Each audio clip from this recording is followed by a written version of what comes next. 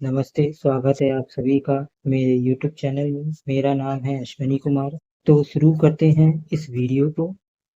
तो बोधि वृक्ष बिहार राज्य के गया जिले में बोध गया स्थित महाबोधि मंदिर परिसर में स्थित एक पीपल का वृक्ष है। इसी वृक्ष के नीचे ईसा पूर्व 1531 में भगवान बुद्ध को बोध ज्ञान प्राप्त हुआ था। बोधि का अर्थ होता है ज्ञान। बोधि वृक्ष का अर्थ है ज्ञान का वृक्ष। बोधि वृक्ष चौथी पीढ़ी का वृक्ष है। बोधि वृक्ष को कई बार नष्ट करने का प्रयास किया गया। बोधि वृक्ष का इतिहास बहुत पुराना है। कहा जाता है कि भगवान बुद्ध ने इस वृक्ष के नीचे ही 6 साल तक तपस्या की थी। एक दिन उन्होंने छठे वर्ष में पूर्णिमा के दिन ज्ञान प्राप्त किया।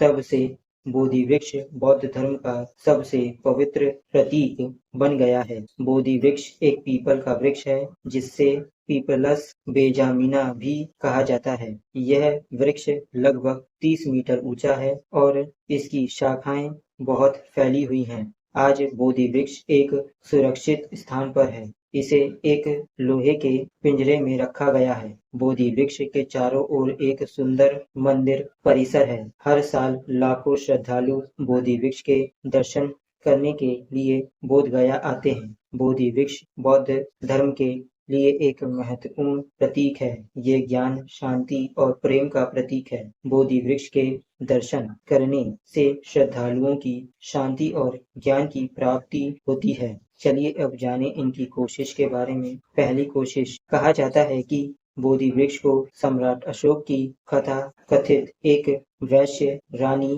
तिष्य रक्षिता ने चोरी छुपे कटवा दिया था, जिसका प्रमाण अस्पष्ट है। यह बोधि वृक्ष को कटवाने का सबसे पहला प्रयास था।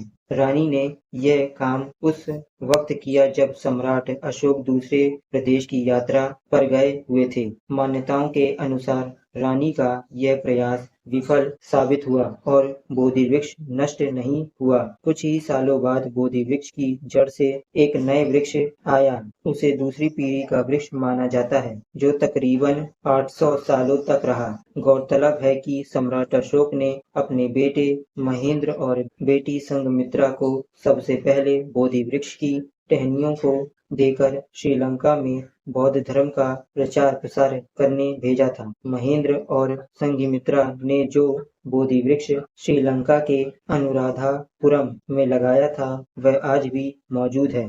दूसरी कोशिश। दूसरी बार इस पेड़ को बंगाल के राजा शशंक ने बोधि वृक्ष को जड़ से ही उखाड़ने की ठानी, लेकिन वह उसमें असफल रहे। कहते हैं कि जब इसकी जड़ें नहीं निकली तो राजा शशंक ने बोधि वृक्ष को कटवा दिया और इसकी जड़ों में आग लगवा दी, लेकिन जड़ें पूरी तरह नष्ट नहीं हो पाई। कुछ सालों बाद इसी जड़ से तीसरी पीढ़ी का बोधि वृक्ष निकला, जो तकरीबन 1250 साल तक मौजूद रहा। तीसरी बार बोधि वृक्ष साल 1876 प्राकृतिक आपदा के चलते नष्ट हो गया। उस समय लॉर्ड कानिंघम ने 1880 में श्रीलंका के अनुराधापुरम से बोधि वृक्ष की शाखा मंगवाकर इसे बोध गया में फिर से स्थापित कराया। यह एक पीढ़ी का चौथा बोधि वृक्ष है जो आज तक मौजूद है। चलिए अब जानिए इसके समारोह के बारे में। बोधि दिवस। 18 दिसंबर को बोधि दिवस बोधि वृक्ष के नीचे बुद्ध के ज्ञान का जश्न मनाया जाता है। जो लोग धर्म का पालन करते हैं, एक दूसरे को बुद्धू शरणाई कहकर बधाई देते हैं, जिसका अनुवाद बुद्धि की शांति आपकी हो। इसे आमतौर पर एक धार्मिक अवकाश के रूप में भी देखा जाता है, जो कि ईसाई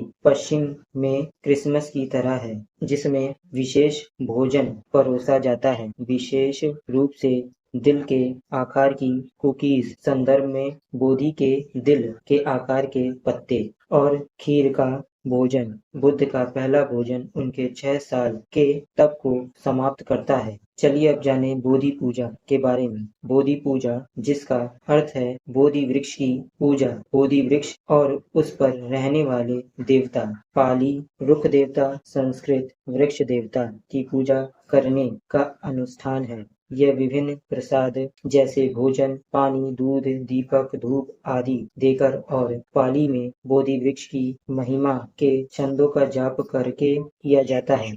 तो आपको मेरे द्वारा बताई गई यह जानकारी वीडियो के माध्यम से कैसी लगी, कमेंट बॉक्स में जरूर बताइएगा। तो मिलते हैं अगली वीडियो में। जय हिंद।